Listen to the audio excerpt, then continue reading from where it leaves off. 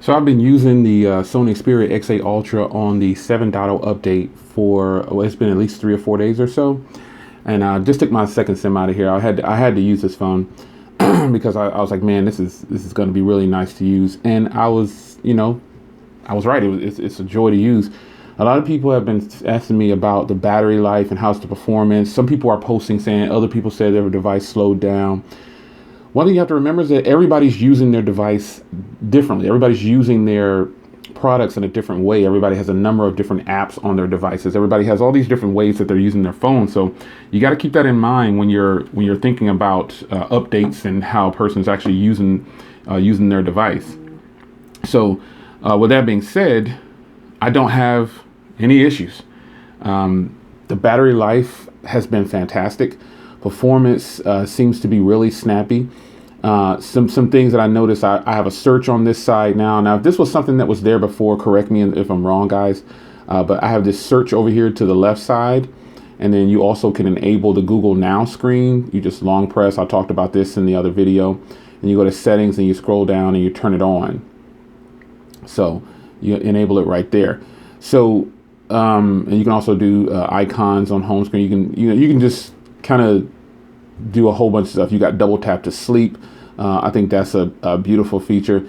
I just hate that this phone doesn't have a fingerprint reader at this point in the game, and even the new model doesn't have a fingerprint reader, which that kind of sucks. But if you have the X8 Ultra, the only reason I think you will probably need to upgrade or buy the other one over this one is just internal memory. And some people asked about internal memory, and somebody asked, could you do adaptable storage? Let me show you what happens here when I do that.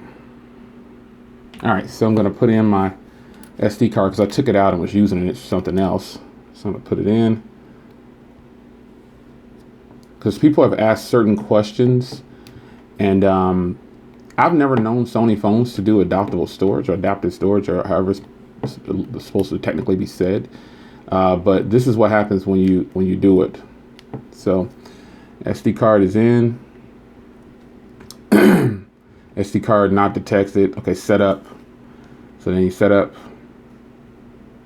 and formatting, explore. Okay, so here we go. And I've got some stuff on here. So let's go here. I'm going to go back to settings, and I'm going to, because some people want to know if you can do adaptive storage, and this is just for them. So let's go here, advanced, storage, and then you've got, it was in something else, but here's what you got. Still at this point, I don't see an option to use it as internal. I just show an option to format, and that's it. There's no way to use it as internal storage, and that's unfortunate but you can still transfer data to the SD card, and you're just gonna have to deal with it. That would probably be the only reason that I would tell a person not to get this model over the new model. And I know the new model has upgraded internals or whatever, like the memory and stuff, and it has supposed to be a better processor. But I still feel like if you can find a good deal on this one is still great. I mean, and it has 7.0. I know it's not 7.1.1, but performance has been good. I don't see really any improvements on the camera. You can see I use the shutter button here. The camera is actually, it's a pretty decent camera. In low light, it really excels.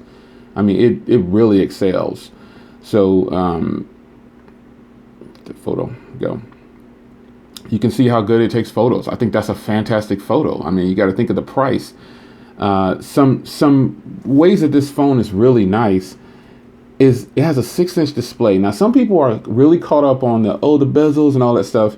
I just don't focus on that. I try to see the good in everything. I know there's some negatives.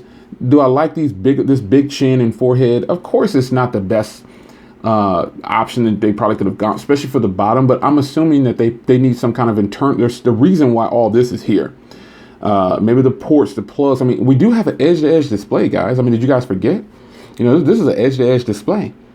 When in the age of talking about edge-to-edge displays, people seem to be forgetting about Sony.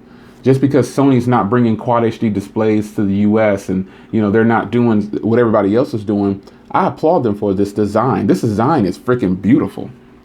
I mean, I gotta get it. I gotta get my 6.2 inch Quad HD display.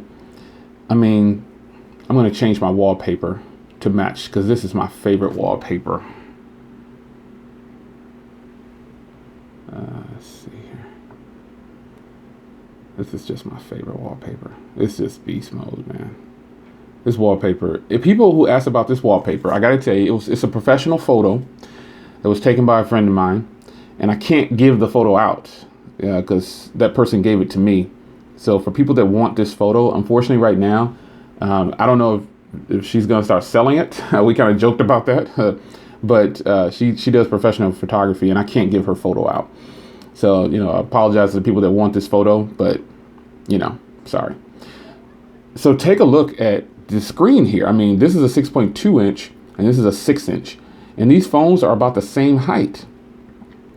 But this is a beautiful 1080p display. And when people talk about edge to edge, I mean, you're getting, I keep hitting the power button. Switch sides here.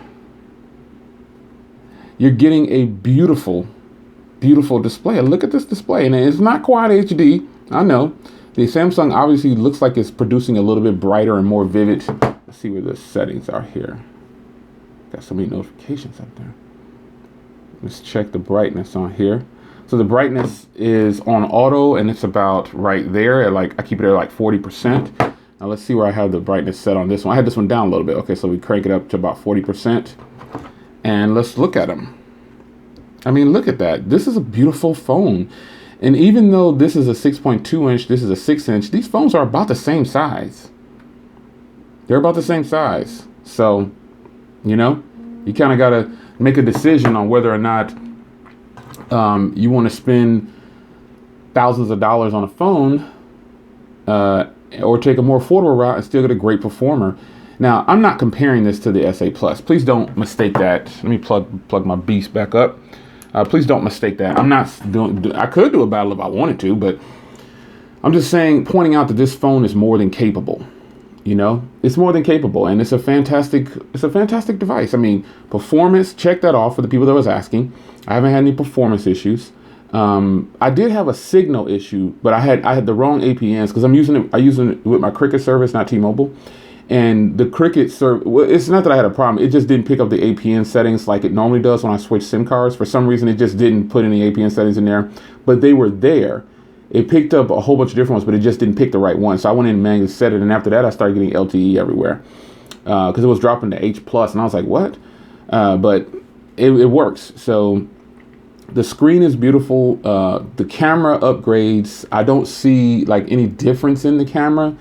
But I do see that it still takes great photos. The battery life that people asked about, I'm still getting really good battery life. I can pull down almost 5.5 hours of screen on time with this phone. I haven't done a complete battery drain yet with this new update because I've just been charging it, man. Honestly, I actually kind of forgot about the battery life because the battery life is so good. But just look at this. Look at this. Look at that. That's crazy, man. 4 days remaining. Come on. And I've got an hour left on the charge, on the hour of screen on time, pretty much. And this has only been sitting since overnight. That's crazy. I used this all yesterday, and then I took my SIM card and put it back into my OnePlus 3, and then I'm at 74%. It's just been sitting, and look at that great standby time, man. That's ridiculous. And if I go to ultra stamina mode, 10 days, man. I encourage people to use these modes. Some people say, oh, you shouldn't use those. Yes, you should. Yeah, you should. You should use those. You go to stamina mode, you turn it on, you can extend the battery life. And when you go to regular stamina mode, it definitely is good. It just turns off like vibration, background data. It turns off your data, your internet data and stuff like that. So, but man, nonetheless, I've been enjoying this update, and I'm happy that I actually did the update. If you haven't gotten it yet, you know, just keep trying. But this phone is awesome, and it's even better on 7.0. Only downside is the memory, I think. Not having a lot of internal storage by default. It's your man Jay Will. I'll see you guys in the next video. Take care.